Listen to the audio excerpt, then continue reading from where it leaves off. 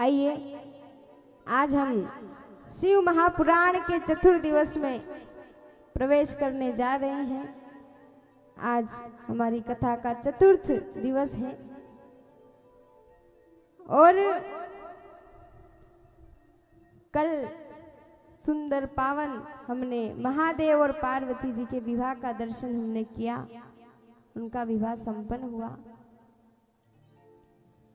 और महाराज ये कथा अधिक मास में चल रही है।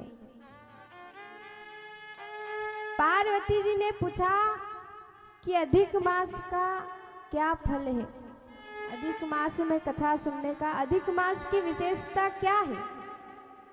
तो भगवान शंकर ने कहा कि अगर कोई भक्त अपने गांव में कहीं कथा चल रही हो, पंडाल में सुनता है तो उसे एक कथा का लाभ मिलता है। कितनी कथा का? एक कथा का।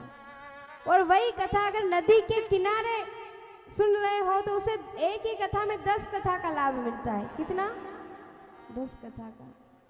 और महाराज अगर कोई मेरी कथा मेरे देवालय के समीप या मेरे मंदिर में सुनता है तो महाराज हम तो देवालय के सामने हैं, कहाँ है? सामने है।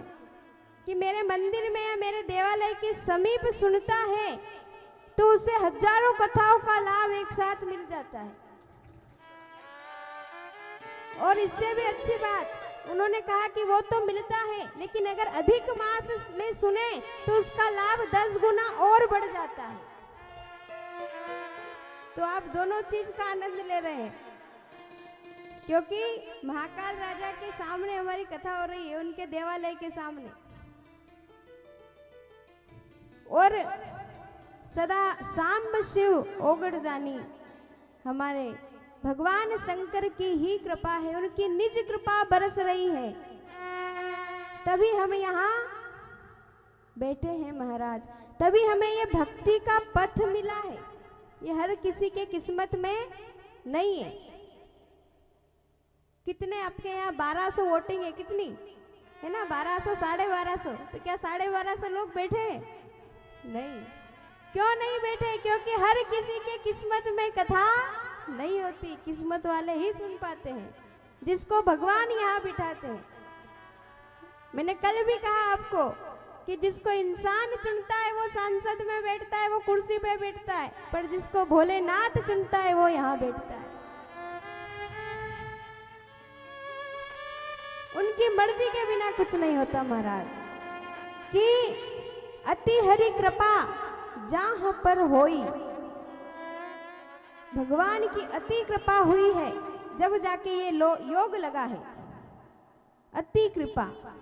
और पांव देह ये मार्ग सोई, इस पथ पर पांव हमने उनके मर्जी के बिना नहीं रखा, उनकी मर्जी हुई, उनकी कृपा हुई, तभी हम यहाँ आए हैं। वो चाहते हैं कि हम यहाँ बैठे, वरना अगर जिसकी किस्मत में नहीं है वो घर में बैठ के टीवी भी देख रहे हैं, वो मोबाइल भी देख रहे हैं, लेकिन आप यहाँ गर्मी भी लग रही है तो आप यहाँ बैठे हो। क्यों बैठे हो? क्योंकि भगवान चाहता है कि आपका उद्धार हो, आप भव से पार जाओ। भगवान नहीं चाहते कि हर कोई स्वर्ग जाए, किसी किसी को चाहते हैं वो, और आप लोगों को चाहते हैं, इसलिए यहाँ बैठे हो आप, है ना? वरना हर किसी को नहीं बिठाता वो।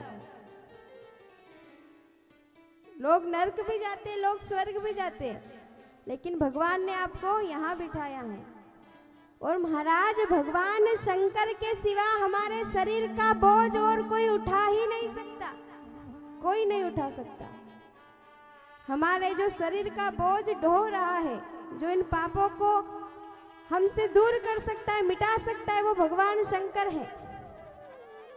आपने श्रीमद् भागवत कथा में सुना होगा कि एक 7 वर्ष का बालक 7 दिन तक 7 कोस के गिरिराज जी को सबसे छोटी उंगली पे उठाए हुए हैं। सुना है? तो कहने का तात्पर्य हमारा जो शरीर है ये गिरिराज है। क्या है? गिरिराज है। इसको भगवान शंकर ने उठा रखा है। जब तक शंकर ने उठा रखा है, जब तक हम हाथ हिला रहे हैं, पैर हिला रहे हैं, बोल रहे हैं, जब तक शिव है तब तक हम हैं, और शिव निकल कर बाहर गए कि ये शरीर शव बन जाता है।